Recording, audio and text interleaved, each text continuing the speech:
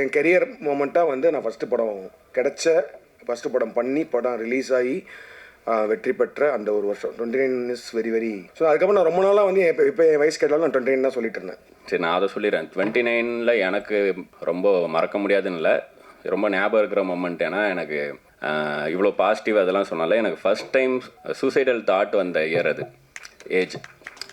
அங்கேருந்தா அதுலேருந்து தான் நான் பாசிட்டிவ் ஆனேன். அனைவருக்கும் வணக்கம். 29 வந்து ஸ்டோன் பெஞ்சுக்கு ஒரு வெரி வெரி ஸ்பெஷல் ஃபில்ம்.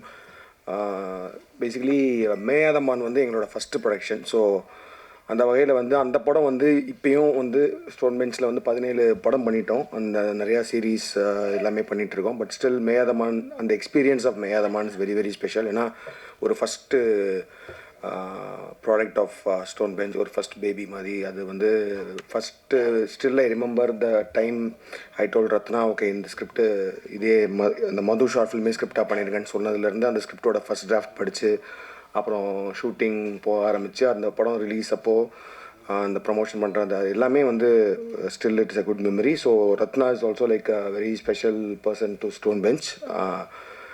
எப்படின்னா very good writer, very good director. அப்புறம் நிறையா வெளியிலையும் நிறையா பேசுவார். சில விஷயங்கள் எனக்கு பிடிக்காது அவர் பேசுனதில், அந்த மாதிரிலாம் இருக்கும். பட் அதனால என் வீட்டு பையன் தப்பு பண்ணால் அந்த மாதிரி திரும்ப கூப்பிட்டு நான் தயவுசெய்து கான்சன்ட்ரேட் பண்ணுங்க இல்லை அப்படின்ற மாதிரி சொல்லி இந்த ஸ்கிரிப்ட் ரொம்ப வருஷத்துக்கு முன்னாடியே பேசியிருக்காரு. எனக்கு தெரிஞ்சு அவர் மேயாதமான் முடித்து ஆடை முடித்ததுக்கப்புறமேட்டு வந்து இந்த ஸ்கிரிப்ட் சொன்னார். அவர் சொன்ன மாதிரி வந்து இது நாங்கள் அவரை கூப்பிட்டு போய் அவர் தனுஷ் சாருக்கே இந்த ஸ்கிரிப்டை பிச் பண்ணியிருக்கோம். ஸோ அவருக்கு ரொம்ப பிடிச்சிருந்துச்சி இந்த ஸ்கிரிப்ட், அப்போது அந்த டைமில் பிடிச்சிருந்துச்சி. பட் ஈ டோல்டு இல்லை நான் வந்து இப்போ வந்து more of into action films பண்ணிகிட்ருக்கனால இது வந்து நான் முன்னாடி என்னோடய ஏர்லி பாயிண்ட் ஆஃப் கெரியரில் பண்ணுற மாதிரி ஒரு ஸ்கிரிப்டாக இருக்குது. இது யாராவது சம்மொன் யங் அந்த மாதிரி பண்ணால் நல்லாயிருக்குன்ற மாதிரி அவர் சொல்லி அனுப்பிச்சார். ஸோ அதுக்கப்புறம் Ratna did other films and ரீடிங்லாம் போனதுக்கப்புறம் கார்த்திகேயனுக்கும் எங்கள் எல்லாருக்குமே ரொம்ப பிடிச்ச ஸ்கிரிப்ட்ன்றனால Karthikeyan had told Ratna whatever it is, நீங்கள் வெளியில் என்ன படம் பண்ணாலும் இந்த ஸ்கிரிப்ட் வந்து எங்களுக்கு தான் பண்ணணுன்ற மாதிரி சொல்லியிருந்தாங்க. சொல்லி அதுக்கப்புறம் it all hemmed up here. So இந்த ஸ்கிரிப்டில் எனக்கு வந்து நான் என்ன இப்போ தனுஷ் சாருக்கு போய் பிச் பண்ண ஸ்கிரிப்ட் அப்படின்றனால it required a very good performance. Like the main lead இருக்காங்க இல்லையா, அந்த அந்த அந்த அந்த பாய் அண்ட் அந்த கேர்ள் ரெண்டு பேரும் வந்து ரொம்ப முக்கியமான பர்ஃபார்மன்ஸ், ரொம்ப நல்ல பர்ஃபார்மன்ஸ் இருந்தால் தான் இந்த ஸ்கிரிப்ட் ஹோல்ட் ஆகுன்றனால அதுக்காகவே சில வருஷங்கள் வெயிட் பண்ணுற மாதிரியும் ஆச்சு. ஸோ அப்படி இருக்கப்போ வந்து ரீசெண்டாக வந்து அவர் விது ஆடிஷன் பண்ணிவிட்டு விது வச்சு தான் அந்த படம் பண்ண போகிறோம் அப்படின்ற மாதிரி சொன்னாங்க.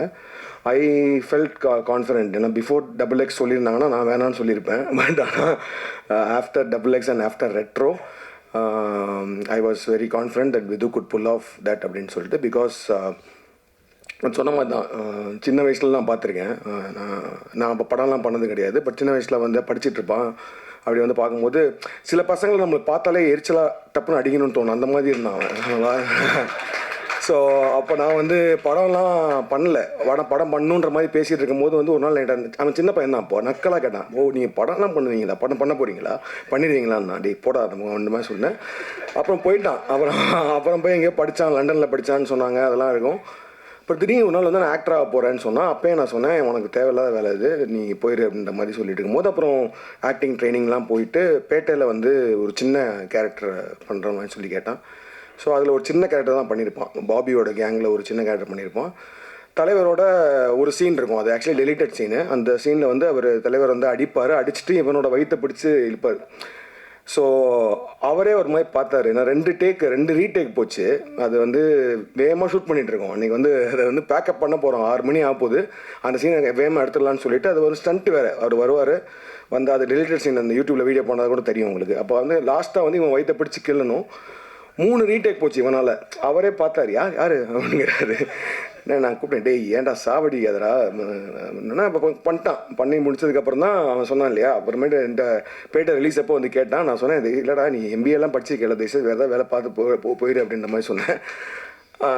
But he took it very personally. And then அதுக்கப்புறம் XX நான் பண்ணும்போது அந்த ஷெட்டானி கேரக்டருக்கு வந்து I wanted someone new and பயங்கரமான ஒரு பர்ஃபார்மர் தேவைப்பட்டுச்சு. ஃபிசிக்கலி அண்ட் ஆல்சோ மென்டலி ஸ்ட்ராங்காக இருக்க யாராவது தேவைப்பட்டுச்சுன்னு சொல்கிறப்போ வந்து ஹீ டோல்டு நான் பண்ணுறேன், ஆடிஷன் பண்ணுறேன் அப்படின்ற மாதிரி சொன்னான். ஸோ நானும் ஓப்பன் மைண்டோட ஆடிஷன் பண்ணேன். But I was actually literally stun the way he has transformed himself.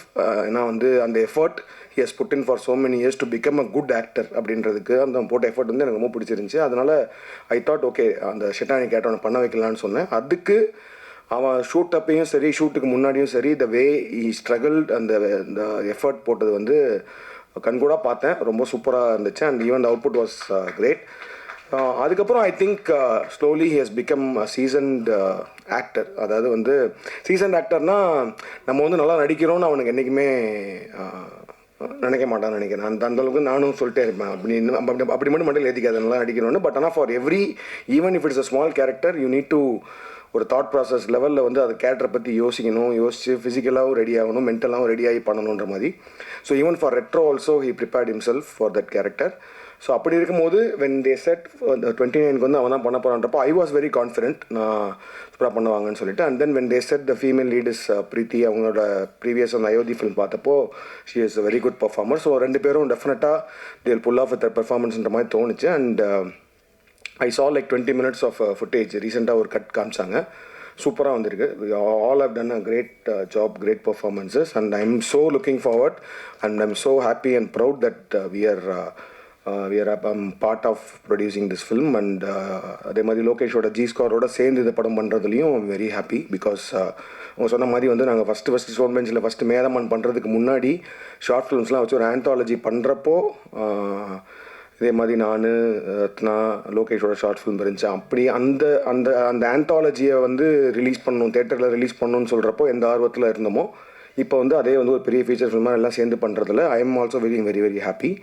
So thank you every person media. Please எங்களுக்கு ஸ்டோன் பெஞ்சுக்கும் சரி எங்களோட எல்லா முயற்சிகளுக்கும் சப்போர்ட் பண்ணிட்டு இருக்க மாதிரி இதுக்கும் பண்ணணும்னு கேட்டுக்கிறேன். ரொம்ப ரொம்ப நன்றி. தேங்க்யூ. மேன் ஆஃப் பாசிட்டிவிட்டி அது நிறையா சொல்லிட்டான்.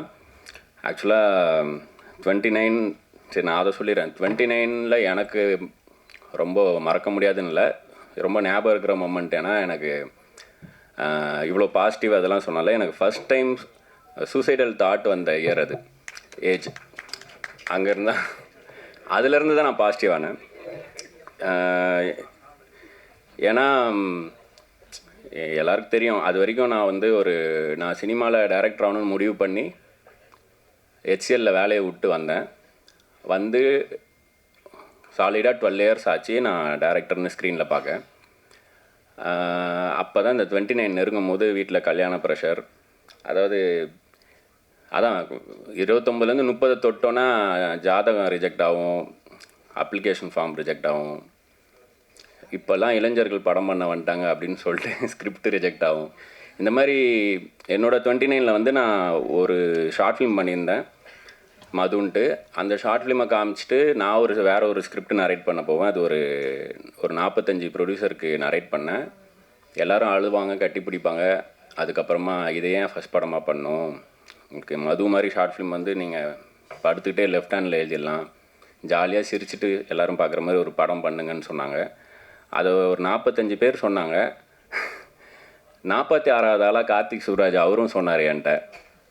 ஏன்னா அந்த ஷார்ட் ஃபிலிம் அவங்க தான் தேட்டரில் ஸ்க்ரீன் பண்ணாங்க ஒரு 6 ஷார்ட் ஃபிலிமோட. அப்போ இந்த க்ரௌடில் நான் இன்றைக்கி காலைல கூட பார்த்தேன் ஒரு ரிப்போர்ட்ரு, அவர் அன்றைக்கும் நான் பார்த்தேன். அவர் அந்த ஷார்ட் ஃபிலிம் எல்லோரும் பார்த்துட்டு வெளியே வந்தார். நாங்கள்லாம் டைரக்டர்ஸ் வரிசையாக நின்றுருந்தோம். இப்போ வரிசையாக பார்த்துட்டே போயிட்டு இதில் இந்த மதுன்னு ஷார்ட் ஃபிலிம் எடுத்தது யார் அப்படின்னு கேட்டார். நான் தான் அப்படின்னு சொன்னாங்க. இவன் டைரக்டர் ஆவான் அப்படின்னு போயிட்டார்.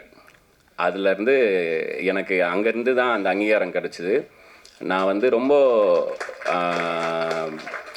ரொம்ப எப்படி சொல்ல கான்ட்ரவர்ஷியலான படங்கள் ஆடை பண்ணும் போதும் சரி, குலு குலுன்ற டைட்டிலேருந்தே வந்து நிறையா கன்ஃபியூஷன் இருந்துச்சு. ஏன்னா என்னால் அது என்ன டைட்டில்னு நான் வந்து சந்தானம் மற்றும் பலர் நடிக்கும் அப்படின்னு கூட இல்லை, பலர் மற்றும் சந்தானம் நடிக்கும்னு போடணுன்னு இருந்தேன். குலுகுலுக்கு குலுகுலுன்ற டைட்டில் எதை மீன் பண்ணுறது வரைக்கும் நான் செட் பண்ணணுன்னு நினச்சேன். அந்த ரஷ்டாக போய் முடிஞ்சுது. இருந்தாலுமே அப்போ கூட என்னை வேற ஒரு ஈவெண்ட்டில் ஒரு நீயே ஒளி கான்சர்ட்டில் தான் வேற ஒரு ஜேர்னலிஸ்ட் பார்த்தாரு. அவர் வந்து ஒரு நிமிஷம் எழுந்திரிங்கன்னு சொல்லிட்டு நான் ஒரு வாட்டி உங்களை ஹக் பண்ணிக்கிட்டுமான்னு சொல்லிட்டு ஹக் பண்ணிவிட்டு அந்த கேரக்டர் கொடுத்ததுக்காக நன்றி, பர்டிகுலராக ஒரு நாய்க்குட்டி இறந்துருக்கும் அதை கொண்டு போய் புதைச்சிட்டு அழுவார் ஒரு அந்த ஹீரோ அப்படின்னு சொல்லி. எனக்கு ஏன் இதை சொல்கிறேன்னா எனக்கு எப்பயாவது தான் அந்த மாதிரி என்னை பார்க்குறவங்க எனக்காக என்னை பார்ப்பாங்க. அதுக்கு காரணமும் நான் தான் வச்சுப்போமே. நான் கார்த்திகேயன் சொன்ன மாதிரி நடுவில் வந்து நிறையா எழுத போகிறது, அப்புறம் இதெல்லாம் தான் எனக்கு வந்து இந்த மேடையை திரும்பவும் கொடுத்துருக்கு. பட் நான் வந்து ஒரு பாயிண்ட் மேலே என்னை யாராவது எங்கேயாவது பார்த்தாங்கன்னா, ப்ரோ நீங்கள் ரத்னா தானே அப்படின்னு வருவாங்க, கட்டி பிடிப்பாங்க. நானும் விஜய்னா ஃபேன் தான் அப்படின்னு சொல்லிட்டு கை கொடுத்துட்டு விஜய்னா எப்படி இருக்காங்க கேட்டு போவாங்க. திடீர்னு ரேண்டமாக எங்கேயாவது க்ரௌடில் பார்த்தாங்கன்னா அண்ணான்னு ஓடி வருவாங்க. அப்புறம் நீங்கள் லோகேஷனா கூட வருவீங்களே, லோகேஷனா ஃப்ரெண்ட் தானே, லோகேஷனா எப்படி இருக்காங்க அப்படின்னு கேட்டு போவாங்க. சரி இந்த கை எந்த என்ன எப்படா கேட்பீங்க மாதிரி தோணும் நடுவில். அப்போது சரி அது ஓகே அப்படின்னு விட்டேன். அப்புறம் என்னோடய ஃபோட்டோ நான் இன்ஸ்டாகிராமில் போட்டோன்னா, யோ மதன் கௌரி நீ எங்கே இங்கே அப்படின்னு கேட்டாங்க. சரி நம்ம மூஞ்ச பார்த்தாலும் நம்ம தெரிய மாட்டோம் போல் அப்படின்னு நம்ம தான் இப்போது அந்த நான் யாருன்னு நம்மளே கேட்கணுன்னு ஒன்று வரும்ல, அது வந்துச்சு. இன்ஃபேக்ட் எனக்கு வந்து இந்த 29th இயரில் தான் லோகேஷன் ஒரு பெரிய பிம்பம் எனக்கு சின்ன நண்பனாக கிடச்சி இப்போ வரைக்கும் நான் வந்ததுக்கு காரணமும் முக்கியமான காரணம் லோகேஷ். அண்ட் கார்த்தி சுப்ராஜ் அவர் வந்து நான் ரொம்ப ஸ்டபானா என் படம் அதான் பண்ணுவேன்னு இருந்தேன். அப்போ தான் அவர் சொன்னார், நானே கதையை 2வது படமாக தான் பண்ணேன், படம் பண்ணுறது தான் மேட்ரு, அதுக்கப்புறம் பண்ணிடலாம் படம் அப்படின்னு சொன்னார். அப்படி தான் நான் அறிமுகமானேன். ஸோ மது மேதமான காரணமாக இருந்த ப்ரொடக்ஷன் ஹவுஸ் இந்த ஸ்டோன் பெஞ்ச்.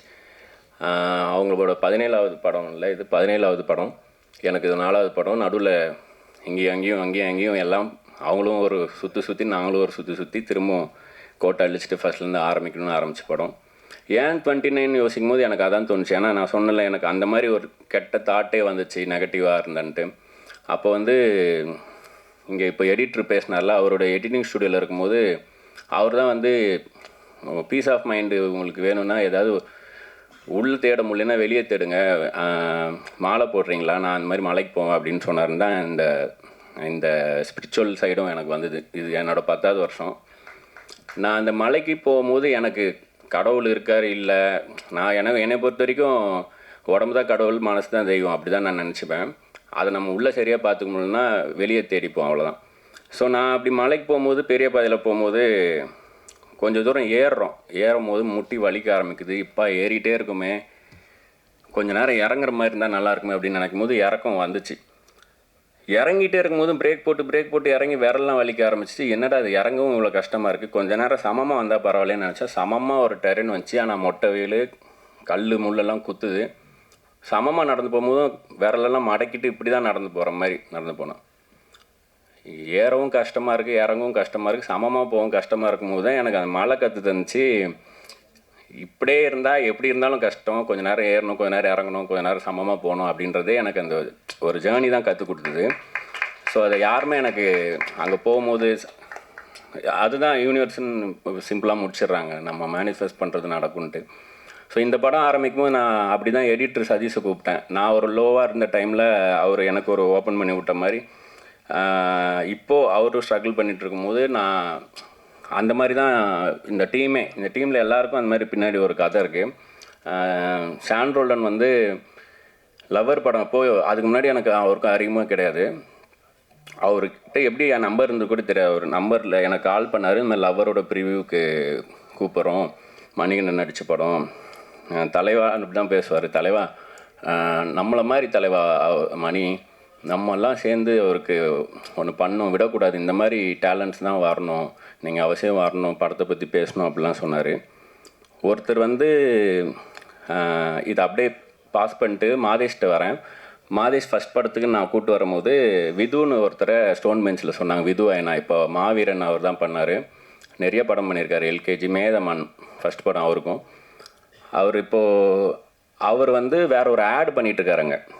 அவர் வந்து நேராக வந்தார், ப்ரோ இது மாதிரி நீங்கள் படம் பண்ணுறீங்கன்னு சொன்னாங்க, இங்கே எனக்கு ஒரு சின்ன ஆப்ளிகேஷன் அப்படின்னா. சரி அவர் சினிமாட்டோகிராஃபி பண்ண கேட்குறாரு அப்படின்னு நினச்சேன். அவர் வந்து என் ஃப்ரெண்டு ஒருத்தன், அவன் பேர் ஸ்ரீ, அவனுக்கு கொஞ்சம் பர்சனலாக பிரச்சனை இருக்குது, கொஞ்சம் ஸ்ட்ரகிள் பண்ணிகிட்ருக்கான், உங்கள் படத்தில் ஏதாவது ஒரு வாய்ப்பு இருந்ததுன்னா சொல்ல முடியுமா, தப்பாக எடுத்துக்காதீங்க, ஏதாவது ஒரு கேரக்டர் இருந்தால் சொல்லுங்கள் அப்படின்ட்டு போயிட்டார். எனக்கு ரொம்ப பிடிச்சி போச்சு. ஒரு ஒரு மனுஷன் நேராக வந்து தன்னை அறிமுகப்படுத்திட்டு தனக்காக ஒன்று கேட்காம எடுத்ததும் இன்னொருத்தர் கேட்குறாருன்னதும், அதுக்கப்புறமா தான் ஸ்டோன் பெஞ்சில் வந்து விது வச்சு போகலாமான்னு கேட்கும்போது எனக்கு அந்த ஒரே ஒரு அறிமுகம் மட்டும்தான். விதுக்கு என்ன வரும் வராது, இது முன்னாடி என்ன பண்ணிருக்கு எதுவுமே இல்லை. அந்த கேரக்டருக்காக தான் கூப்பிட்டேன். அதே மாதிரி தான் ஷான் ரோல்டனோட மியூசிக், அவரோட வாய்ஸ், சிங்கிங் எல்லாமே பிடிக்கும். அதை தாண்டி எப்படி வேலை பார்க்க முடியும் அதெல்லாம் எனக்கு பிரச்சனையே படல.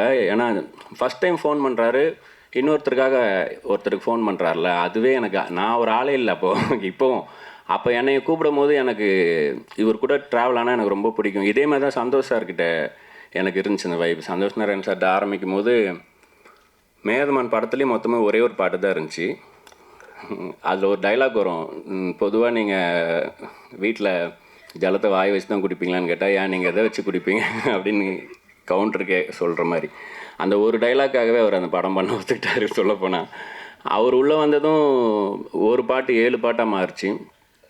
அப்படி ஆரம்பிச்சு விட்டாங்க. நான் அப்புறம் வந்து இப்போ நான் இப்படி பிக் பண்ண டீமே வந்து எனக்கு என்னை பற்றி நல்லா தெரியுன்றவங்களும் அவரை பற்றி எனக்கு நல்லா தெரியுன்றவங்க யாருமே வேணாம்.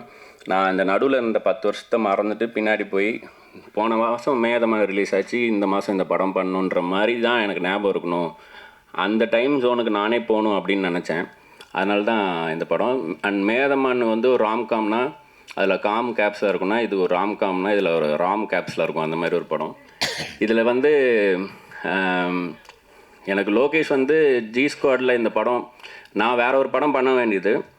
அப்புறம் அதில் சேஞ்சஸ் நிறையா நடந்துகிட்டே இருக்கும்போது எனக்கு உடன்பாடு இல்லை, என் மனசு அங்கே இல்லை. அப்போ தான் ஸ்டோன் பெஞ்ச்னு சொன்னாங்க. கார்த்திகேயன் சொன்னார், நீங்கள் என்றைக்கு பண்ணாலும் சரியா இந்த ஸ்கிரிப்ட் இங்கே தான் பண்ணுன்னு சொன்னும் போது பேசாமல் அதான் அடுத்த படமாக பண்ணலான்னு தோணுதுறான்னு சொன்னேன். உனக்கு ஹார்ட் என்ன சொல்லுது அதை பண்ணுறா அப்படின்னு சொன்னால், அதுக்கப்புறம் இப்போ வரைக்கும் அவன் வந்து இன்னும் கதைன்னு தெரியாது அவனுக்கு. இப்போ தான் டைட்டில் தெரியும்னு நினைக்கிறேன். மனுஷன் தூரத்தில் இருந்து இப்போ ஒரு ஹீரோ நடிச்சிட்ருக்காரு, குற்றாலத்தில் இருக்கார். ஸோ அங்கேருந்து அட்லீஸ்ட் ஒரு லெட்டராக விஷ் பண்ணி எழுதி கொடுத்துருக்கலாம், அது கூட பண்ணல. ஸ்கிரிப்டே எழுத மாட்டான், லெட்டர் எங்கே எழுதுவான், கரெக்ட் தான். ஸோ அதனால் அவரோட ஆசிரியரியாக பிரதீப் வந்திருக்காங்க. பிரதீப்பும் லோகேஷும் க்ளோஸ் காலேஜ் மேட்ஸ் அப்போத்துலேருந்து இப்போ வரைக்கும். ஸோ இப்படி தான் இந்த இப்போ பிரவீன் வந்து என்னோடய ஃபஸ்ட் படத்தில் நாங்கள் எல்லாமே லான்ச் ஆகிறோம். இப்போ இருக்கிற எல்லா ஜாம்பவான்கள் படமும் பண்ணிகிட்ருக்கான். ஸோ அவன் டேட்டா பேஸில் எடுத்து 29வது படமாக இந்த படம் வருது அப்படின்னு ரொம்ப குஷியாக பேசிகிட்டு இருந்தான். எனக்கு சம்பளமே தலைனாலும் பரவாயில்ல, ஐ ஆம் இன் திஸ் ஃபில்ம் அப்படின்னு சொல்லிட்டு இப்போ வரைக்கும் அக்ரிமெண்ட் போடாமல் சுற்றிட்டுருக்கான். ஸோ அது மாதிரி பிரவீன். ஸோ மாதேஷ் அதே மாதிரி தான். மாதேஷ் வந்து 60 வயசில் கூட படுத்து படுக்கையாக இருக்கும்போது கூட இப்படி தான் பேசுவார். அந்த மாதிரி ஒரு வைப்பு, எனர்ஜி. மனுஷன் எப்போவுமே சாப்பாடு தான் முக்கியம்னு இருக்கிற ஆள். சரியான வேலைக்காரர். என்ன சொல்ல, நான் வந்து என்ன சொன்னாலும் சரி பண்ணிடலாம், ஓகே ரெடி நெக்ஸ்ட்டுன்னு போயிடுவார். போட்டு ரொம்ப ஆக்சுவலாக ஒரு 35 நாள் 40 நாளில் எடுத்தோம் அந்த படம். நான் சொல்ல போனால் என் ஸ்பீடுக்கு எல்லாரையும் ஓட வச்சேன். என் ஆயிலில் ஒரு 40 நாள் ஆளுக்கு பிரித்து தந்துடலான்ற அளவுக்கு நான் இந்த படத்தில் வேலை பார்த்தேன். எனக்கு அவ்வளோ சந்தோஷம் இந்த படம். அண்ட் பிரீத்தி அஸ்ரானி வந்து நான் ஃபஸ்ட்டு அவங்கள தான் கதை சொன்னேன். அவங்க வந்து எனக்கு ரொம்ப பிடிச்சிருக்கு சார், ஆனால் எனக்கு ஒத்துக்க முடியல சில சீன்ஸ் பண்ணுறது மட்டும் அப்படின்னு சொன்னாங்க. நான் நேரில் போய் கன்வின்ஸ் பண்ண பார்த்தா அவங்க வந்து எல்லாத்தையும் கேட்டுட்டு திரும்ப அதே தான் சொன்னாங்க. அதுக்கப்புறம் சரி கரெக்டு, ஒரு பொண்ணு அவங்களால கனெக்ட் பண்ணிக்க முடியல, இல்லை அதை உறுத்துது அப்படின்னா அதை நம்ம ஏன் புஷ் பண்ணணும் அப்படின்னு சொல்லிவிட்டு அவங்க எனக்கு ஒரு நோ சொன்னனால நான் ஒரு விஷயம் அந்த ஸ்கிரிப்டில் ஆட் பண்ணேன். அது இன்றைக்கி இந்த ஸ்கிரிப்டே இன்னமும் வேறு மாதிரி மாற்றிருக்கு. அது அந்த வகையில் ரொம்ப தேங்க்ஸ் பிரீத்தி நோ சொன்னதுக்கு. அண்ட் விது வந்து ஒரு வளர்ந்த குழந்த. லைலா மாதிரி தான் கொஞ்சம் சிரிப்புலாம் இருக்கும், நீங்கள் இப்போ கவனித்து பார்த்தீங்கன்னா அது இருக்கும்.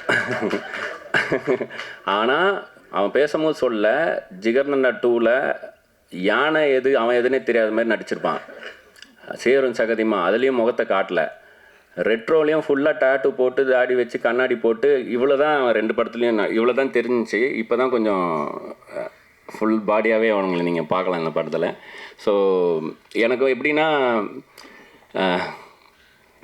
ஜானரே இப்போ தனு சார் சில படங்கள் பண்ணுவார். இப்போது ரொம்ப க்ளோஸ் டு ரியாலிட்டி. இப்போ திருச்சிற்றம்பலம், விஐபி மாதிரி படம் ரொம்ப 3லேயும் அந்த லவ் போர்ஷன் அதெல்லாம் வந்து ரொம்ப நம்ம பக்கத்து வீட்டை எட்டி பார்த்த மாதிரியோ இல்லை ஒட்டு கேட்ட மாதிரியோ இருக்கும், ரொம்ப நெருக்கமாக இருக்கும். அந்த மாதிரி ஒரு படமாக பண்ணணும் அப்படின்னு தான் தோணுச்சு. அதாவது அதை அப்சர்வேஷனில் தான் நம்ம டெய்லி பார்க்கக்கூடிய விஷயந்தான். ஆனால் நம்ம அந்த பாயிண்ட் ஆஃப் வியூவில் பார்த்துருக்க மாட்டோம். அந்த மாதிரி கனெக்ட் ஆகிற ஒரு படமாக தான் பண்ணணும்னு நினச்சேன். ஸோ அதனால் சொல்கிறேன், இந்த ஜானரே தனுஷ்னு இருந்தால் எப்படி இருக்கும், அந்த மாதிரி ஒரு படமாக தான் இருக்கும். ரொம்ப ஏர்லி படத்தை பற்றி நிறையா பேசுகிறதுக்கு. சரி, இவ்வளோ கேமரா மைக் இருக்கேன்னு தான் கூட கொஞ்சம் நேரம் பேசிட்டேன். ஷெரீஃப் மாஸ்டர் ரொம்ப தேங்க்ஸ். நீங்கள் எனக்கு அடியே எஸ்மது வந்து 12 மணி நேரத்தில் பண்ணி கொடுத்தாரு. மத்தியானம் 12 மணிக்கு வந்து நைட்டு 12 மணி தலைவா 2 மணி நேரம்லாம் போக நான் முடிச்சிடலாம் அப்படின்னாரு. அட்டகாசமாக பண்ணார். அதேமாதிரி இந்த படத்துலையும் ஸ்டெப்பு அது விது ஆடும் போது தான் அது நல்லாயிருக்கும். நம்ம யாருமே அதை ரீல்ஸ் கூட பண்ண முடியாது, அந்த மாதிரி விது ஆடிருக்காரு. அந்த மாதிரி நான் ஆட வச்சுருக்காரு. அண்ட் பிரீத்தி வந்து சம்டேஸ் இப்போ 24 ஹவர்ஸ்லாம் கண்டினியூவாக ஷூட் பண்ணியிருக்கோம். பிரீத்தி யாராவது எனக்கு கேட்டாங்கன்னா அவங்க எப்படி பெர்ஃபார்ம் பண்ணால், அவங்க எப்படி ஒர்க் பண்ணுறதுக்கு கம்ஃபர்டபுளாக அப்படின்னு கேட்டாங்கன்னா, நான் வந்து வெள்ளை பேப்பர்லேயே கையெழுத்து போட்டு தருவேன், தாராளமாக அவங்கள வச்சு நடிக்க வைங்க அப்படின்னு சொல்லிட்டு. அவ்வளோ இன்வால்மெண்ட்டு, அவ்வளோ ப்ரொஃபஷ்னல். நாங்கள்லாம் ஒரு ஸ்பீடில் போவோம். எப்படின்னா எல்லாருக்குமே சென்ஸ் இருக்கும். படம் பண்ண ஒரு இத்தனை பேரை கன்வின்ஸ் பண்ணி நம்ம ஃப்ளோருக்கு போகிறோன்னா அறிவு இல்லாமல் யாருனாலையும் போயிட முடியாது. பட் அங்கே ஒரு ஸ்பீடில் வேலை பார்ப்போம். அந்த ஸ்பீடில் அந்த அறிவு வேலை பார்க்கணும். அங்கே தான் முன்ன பின்ன ஆகும். பிரீத்தி எப்படின்னா சுற்றி உலகம் அழிஞ்சிட்ருக்கு, எரிஞ்சிட்ருக்கு.